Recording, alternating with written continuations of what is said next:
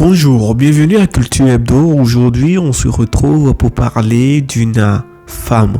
Alors, le but de cette vidéo, c'est de vous présenter, de vous parler en quelque sorte d'une femme et j'ai envie de vous partager une anecdote de cette femme brillantissime.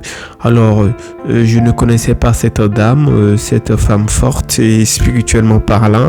Je l'ai découvert en lisant un livre. Alors, je me suis dit, mais c'est une femme intéressante, spirituellement parlant et intellectuellement parlant.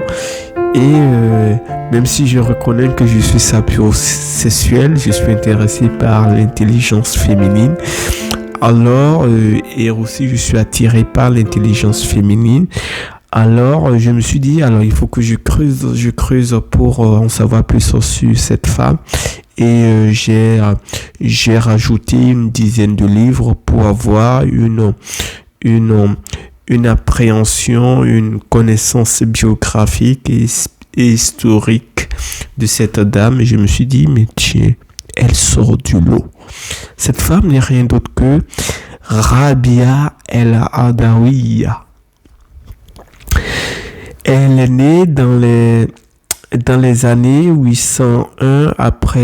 715 après Jésus-Christ et mort en 801 selon la majorité des biographes qui ont étudié sa vie. Elle est née à Basra. Basra, pour celles et ceux qui s'intéressent plus à la géographie arabique, c'est l'actuel Irak de notre 21e siècle. Et cette femme est née des parents pauvres. Alors, ses parents n'avaient pas les moyens financiers pour l'élever et pour prendre soin d'eux, financièrement parlant. Alors, du coup, ses parents l'ont vendu à un marchand. Cette manière de faire était récurrente à cette époque, au 8e siècle. Donc voilà.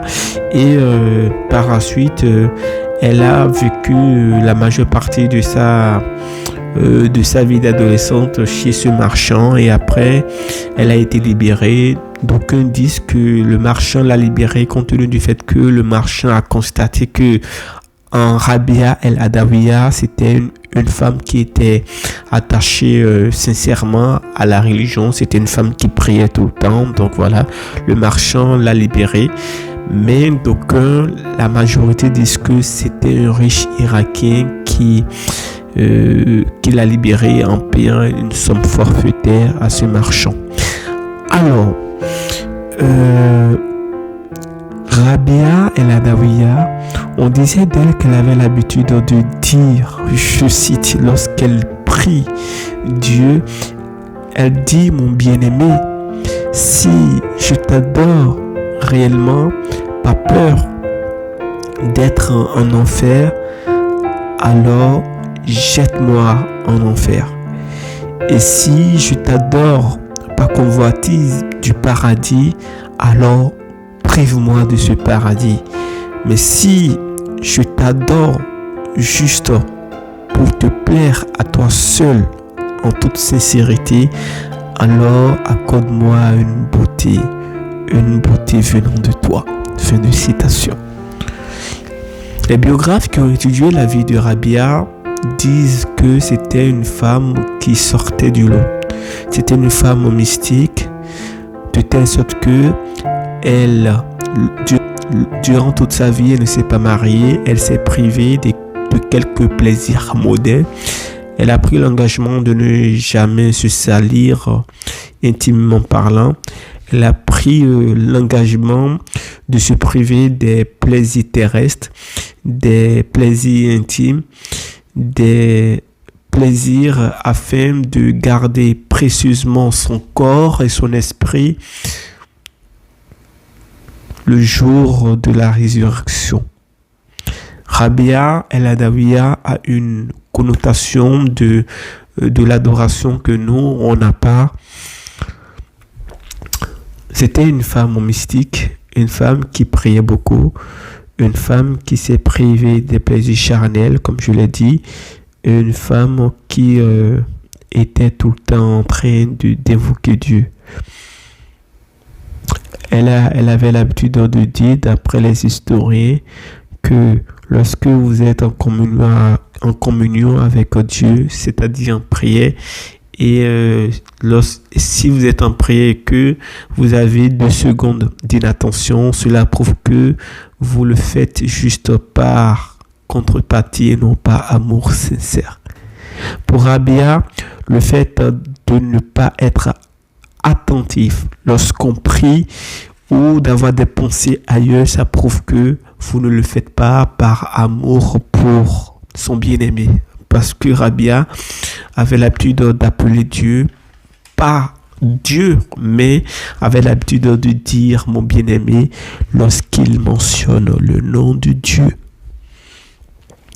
Alors, c'est quoi l'anecdote? Un jour, Rabia était en train de prier chez elle et le voisin le vit en voyant que Rabia avait les 2 mains pointées au ciel, mais dans la main droite, elle tenait une lampe à huile et dans la main gauche, un seau d'eau.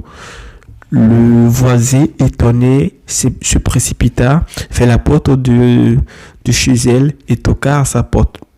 Et Rabia l'ouvrit et le voisin lui dit, mais que fais-tu avec un seau d'eau dans ta main gauche et une lampe à huile dans ta main droite? Explique-moi, Rabia. Et Rabia retorqua en disant,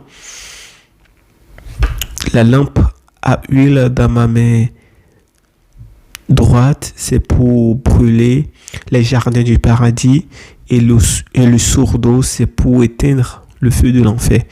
Et le voisin répliqua en disant que mais non, mais le paradis est destiné à celles et ceux qui vont œuvrer pour avoir ce paradis, et l'enfer est destiné à celles et ceux qui ne vont pas œuvrer convenablement, et c'est ça leur rétribution, le paradis et l'enfer.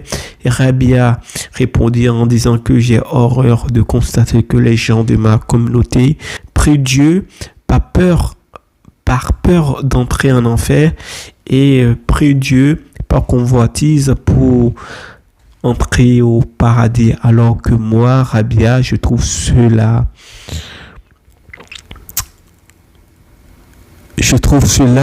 indigne de leur part de ne pas se consacrer pleinement à Dieu pour le plaire et non par convoitisme ou par contrepartie. Qu'est-ce que cela nous enseigne? Premièrement, d'ordre spirituel, même si celles et ceux, vous qui m'écoutez, vous ne faites pas partie de ma confession religieuse, je suis soufi, je suis musulman, mais celles et ceux qui m'écoutent peuvent être chrétiens, juifs, athées, agnostiques, et j'en passe. Il y a une seule leçon, la première leçon que Rabia el-Adawiya nous enseigne, c'est que tout ce que nous allons faire sur cette terre, il faut le faire en toute sincérité. Lorsqu'on doit plaire à Dieu, il faut le faire en toute sincérité. Lorsqu'on doit rendre service à notre proche, à notre conjointe, il faut le faire avec sincérité. Lorsqu'on va être utile aux gens, faisons-le en toute sincérité et non en contrepartie. Rabia el-Adawiya nous a quittés dans les années 801 après Jésus-Christ. On disait d'elle, les quelques personnes qui ont assisté à ces derniers instants sur terre étaient près de lui sur son lit de mort, et ses disciples voyaient une sorte de lumière qui entourait Rabia el-Adawiya, une sorte d'aura qui encerclait Rabia, et c'était lumineux. Et Rabia disait, n'oubliez pas de vous consacrer corps et âme pour plaire à Dieu.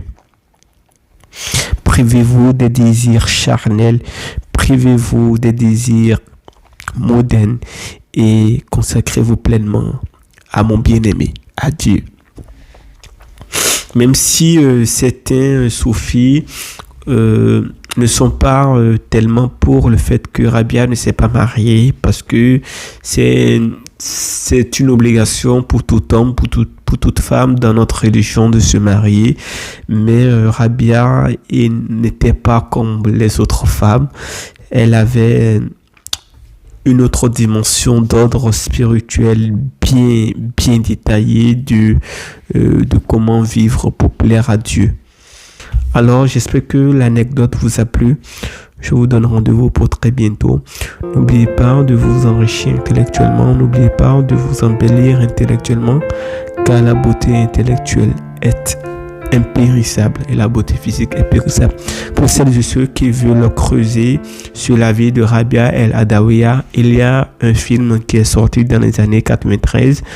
Le film est sur YouTube. Vous pouvez aller le voir. Il y a des livres que quelques biographes ont consacré à cette femme forte, à cette femme mystique, et je vous invite vivement à le lire si ça vous intéresse, d'avoir une idée plus large que ce que je viens de vous relater.